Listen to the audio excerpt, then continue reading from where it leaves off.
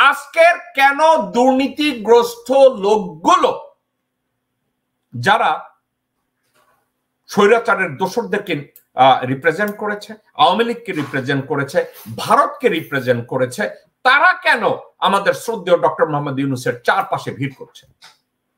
দর্শকবৃন্দ এবং ডক্টর মোহাম্মদ ইউনূস, আপনি বা আপনার লোকজনরা যারা আমার এই লাইভ অনুষ্ঠানটি দেখছেন, আমি তাদের কাছে কয়েকটা প্রশ্ন করতে চাই। ডক্টর মোহাম্মদ ইউনূস জাতিসংঘে এসেছেন, আমি অত্যন্ত গৌরবান্বিত ফিল করছি যে উনি জাতিসংঘে এসে আমাদের দেশের জন্য অনেক বড় সম্মান বয়ে এনেছেন, দেশের জন্য বহু কিছু নিয়ে গিয়েছেন। কিন্তু একটা কথা আমি বুঝি না, আমার বোধগম্য না।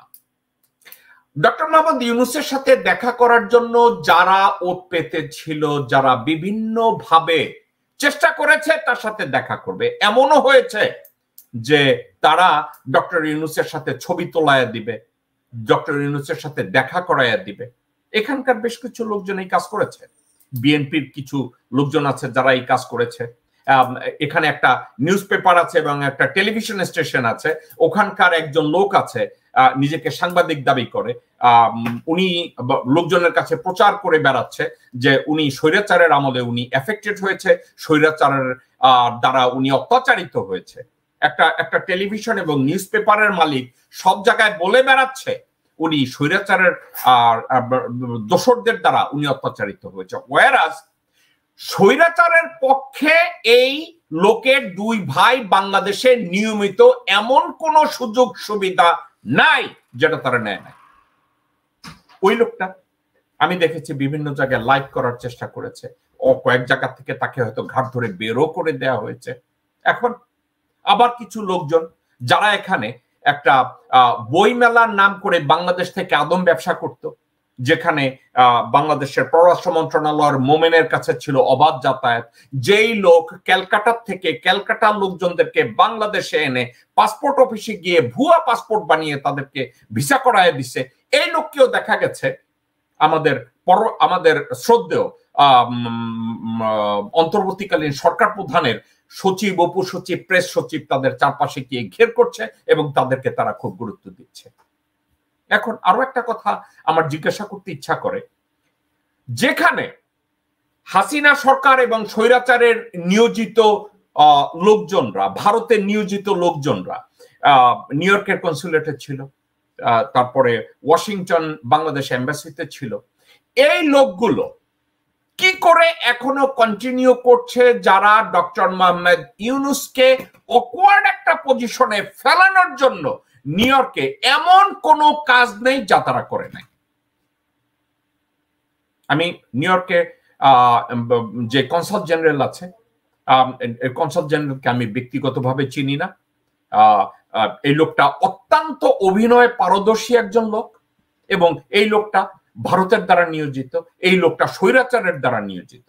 এই লোক 2 দিন আগেও ডক্টর ইউনূসের বদনাম করার জন্য, ডক্টর ইউনূসকে আন্ডারমাইন করার জন্য সভা সমিতি করে বেরিয়েছে, বিভিন্ন জায়গায় ডক্টর ইউনূসকে বদনাম করার জন্য। ডক্টর ইউনূসের সরকার না, তখন সরকার হয় নাই, ডক্টর ইউনূসের অর্জনকে আন্ডারমাইন করার জন্য লোকজনদেরকে পয়সা দিয়েছে, তাদের অনুষ্ঠানে গিয়েছে। এই লোককে দেখা গেছে স্বৈরাচারের পুলিশ প্রধান বেনজির এবং নারায়ণগঞ্জের পতিতা শামীম ওসমানের এক আপ্যায়নকারী আছে, যে নিজেকে বিএনপি বলে, সে নিজেকে বলে নিউ ইয়র্কের এক রিকশাওয়ালা গিয়াস আহমেদ নামের এক লোক, যারা এদেরকে সবসময় আপ্যায়ন করে, পয়সা দিয়ে তাদেরকে লালন পালন করে।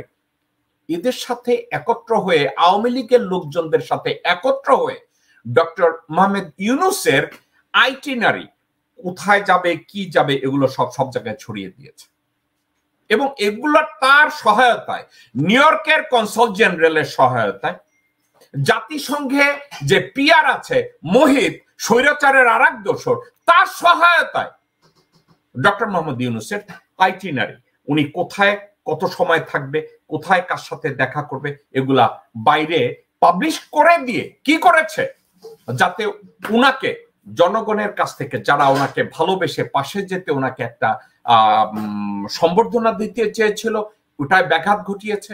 এয়ারপোর্টে ওনাদের নেতৃত্বে এই নিউ ইয়র্ক সিটির কনসাল জেনারেল এবং পিয়ারের মোহিত জাতিসংঘের মিশনে বসে আছে, তাদের সহায়তায় এবং ওই যে এক টেলিভিশন এবং পত্রিকার মালিক যে আওয়ামী লীগের সহায়তা নিয়ে এতদিন এখানে টিকে আছে, আওয়ামী লীগের সহায়তার বাইরে আর তার কাছে কিছু নাই, তার নিজে ঘুরে বেড়ায় আওয়ামী লীগের দালাল চক্র, তার দুই ভাই বাংলাদেশে আওয়ামী লীগের কাছ থেকে বেনিফিশিয়ারি, এই লোক সব জায়গায় বলে বেরিয়েছে যে ডক্টর ইউনূস আমার নিয়ন্ত্রণে আছে, তার কাছে তাকে দেখা করায় দিবে, তার সাথে ছবি তোলায় দিবে।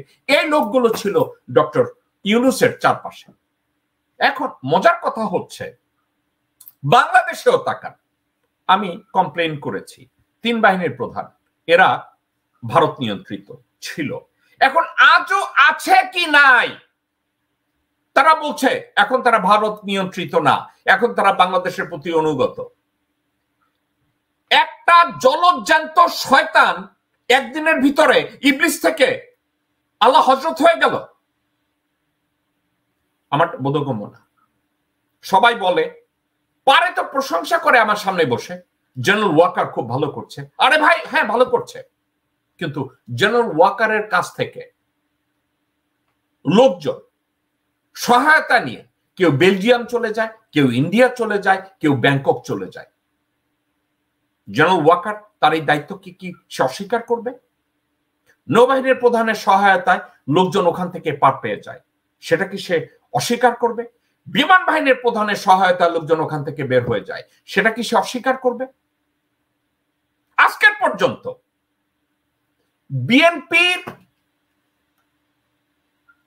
অজুহাত দিয়ে সেনাবাহিনীর বেশ কিছু চৌকস অফিসার তাদেরকে পার্মানেন্টলি সুপারসিডেড করা হয়েছে, বেশ কিছু সেনা কর্মকর্তাকে বাধ্যতামূলক অবসর গ্রহণে পাঠানো হয়েছে। সেনাপ্রধান ওয়াকার এরা কি এই যেসব লোকজনদেরকে আর্মি থেকে বের করে দিয়েছে বিএনপির অজুহাত দিয়ে, জামাতের অজুহাত দিয়ে, ওই লোকগুলোকে ফিরিয়ে নেয়ার ব্যাপারে কোনো স্টেপ নিয়েছে? যেই কৃতি অফিসারদেরকে বিভিন্ন জায়গায় কোর্স করা, আমেরিকায় কোর্স করেছে, চায়নায় কোর্স করেছে, বিভিন্ন জায়গায় যোগ্যতা ভিত্তিক বিচারে তারা বিভিন্ন জায়গায় শিক্ষিত হয়েছে, কোর্স করেছে, তাদেরকে পার্মানেন্টলি সুপারসিডেড করে তাদেরকে ফেলে রাখা হয়েছে। জেনারেল ওয়াকার কি তাদের ব্যাপারে কিছু করেছে? তাদের ব্যাপারে কোনো কিছু না করে বাংলাদেশের সবচেয়ে দুর্নীতিগ্রস্ত পরিবারকে, বাংলাদেশের সবচেয়ে দুর্নীতিগ্রস্ত রাজনৈতিক দলের লোকজনদেরকে ক্যান্টনমেন্টে তাদের জন্য অতিথালয় খুলে বসেছে এবং তাদের কাছ থেকে ঘুষ নিয়ে তাদেরকে বাইরে পাঠানো হচ্ছে। এখন একটা বিষয়টা যদি এই হয় যে আমাদের শ্রদ্ধেয় ডক্টর মোহাম্মদ ইউনূসের ম্যানেজারিয়াল স্টাইলটা যেভাবে, হয়তো আমি জানি না, ডক্টর মোহাম্মদ ইউনূসের ম্যানেজমেন্ট স্কিল এবং স্টাইল এবং ফর্মুলা এবং ফিলসফি আমি বুঝি না। সাবজেক্ট এটা হতে পারে, হ্যাঁ অবশ্যই হতে পারে।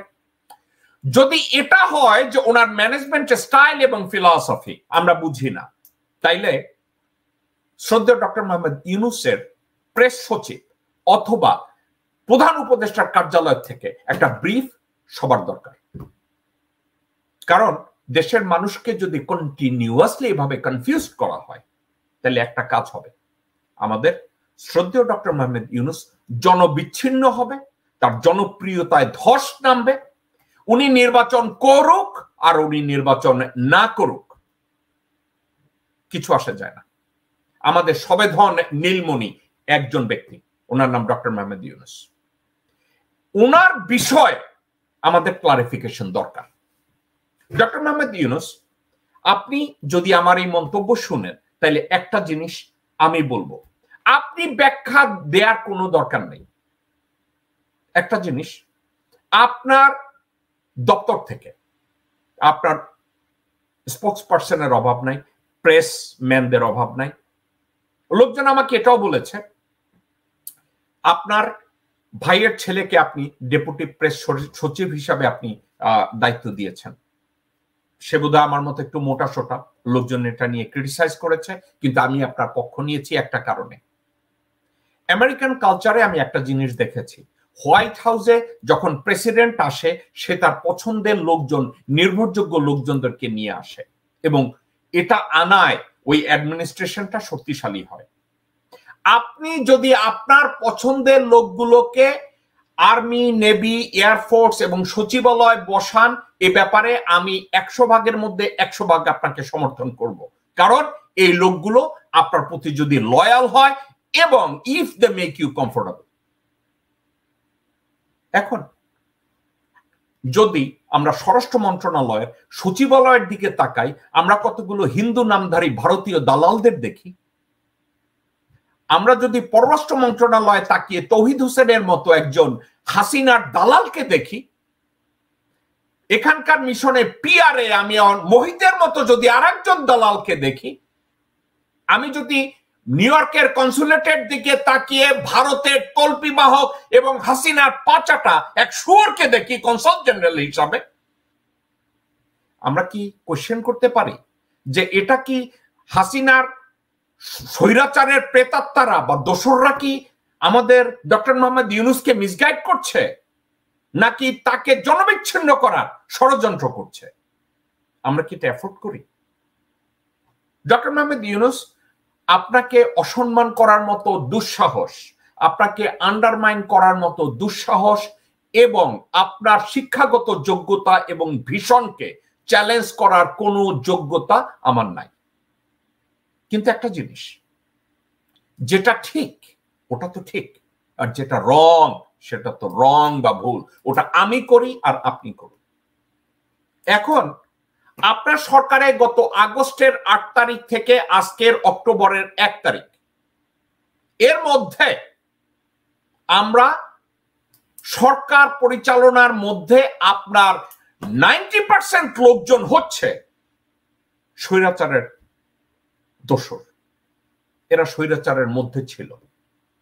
এখন আপনাদের কাছ থেকে একটা ব্যাখ্যা এসেছে সবাই কোনো না কোনো ভাবে জড়িত ছিল।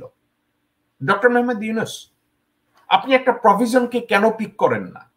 একটা প্রভিশন বলতে, ফর এক্সাম্পল, বাংলাদেশের কোনো একটা কাজের জন্য বাংলাদেশের কোনো যোগ্য এবং নির্ভরযোগ্য মানুষকে আপনি পান না, হতেই পারে, কারণ বাংলাদেশে সবাই সব জায়গায় কোনো না কোনো ভাবে কাজ করেছে।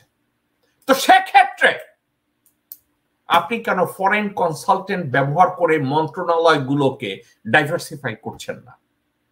আপনি কেন ফরেন ন্যাশনালদেরকে, এক্সপার্টদেরকে, আপনি আমেরিকা থেকে এক্সপার্ট নিয়োগ দেন, আপনি ইউরোপ থেকে এক্সপার্ট নিয়োগ দেন, আপনি আফ্রিকা থেকে এক্সপার্ট নিয়োগ দেন, সাউথ আমেরিকা থেকে এক্সপার্ট নিয়োগ দেন, এবং তাদেরকে দিয়ে প্রত্যেকটা মন্ত্রণালয়ের কার্যক্রমকে কেন স্টিমুলেট করছেন না, কেন ডাইভার্সিফাই করছেন না? আমি এতটুকু জানি, বাংলাদেশে হাসিনার দোসরদেরকে, হাসিনার দোসররাই যদি একমাত্র লোক হয় যোগ্য, আপনি ফরেন কনসালটেন্টদেরকে নিয়োগ দিয়ে তাদেরকে দিয়ে আপনারা এই কাজগুলোকে কেন স্টিমুলেট করে সামনে এগিয়ে নিয়ে যান না?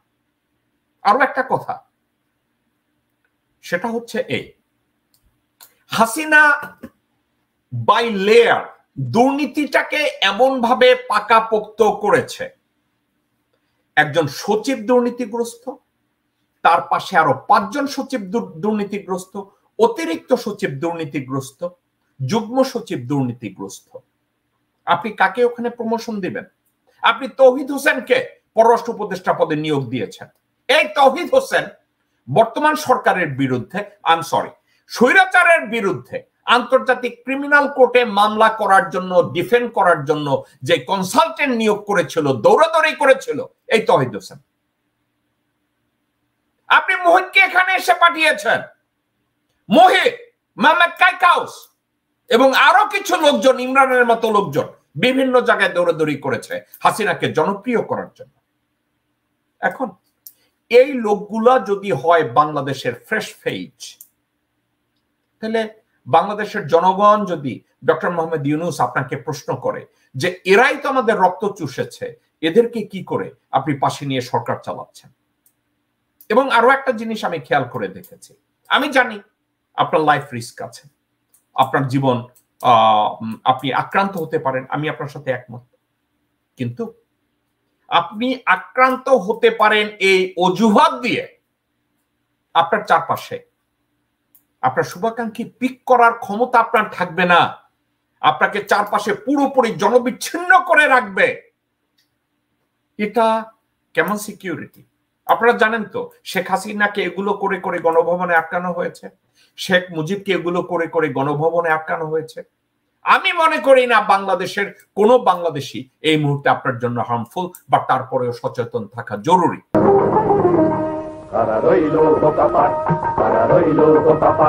ভেঙে ফেল রেল পাট রক্ত জামার শিকল পুজোর ভাষণ বেদি, ওরে ও তরুণ নিশান, ওরে ও তরুণ নিশান, বাজে তোর গলায় বিশাল ধ্বংস নিশান, প্রাচীর প্রাচীর ভেদি।